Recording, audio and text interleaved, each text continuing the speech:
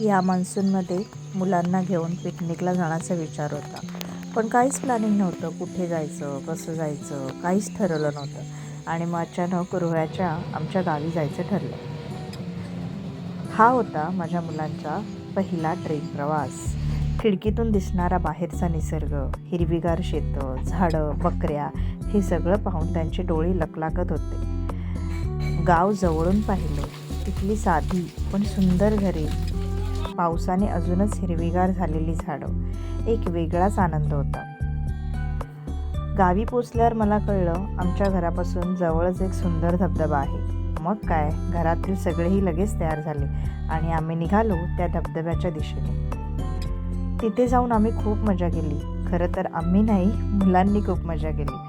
विहिरीतले मासे पाहिले, धबधब्याच्या थंडगार पाण्यात मनसोक्त खेळले. गावाजवळचा तो रस्ता, झाडांनी दाटलेला, पावसाने हिरवीगार झालेली गावे, हे सगळे मन मोहून टाकणार होतं. अचानक ठरलेला हा प्रवास अविस्मरणीय ठरला.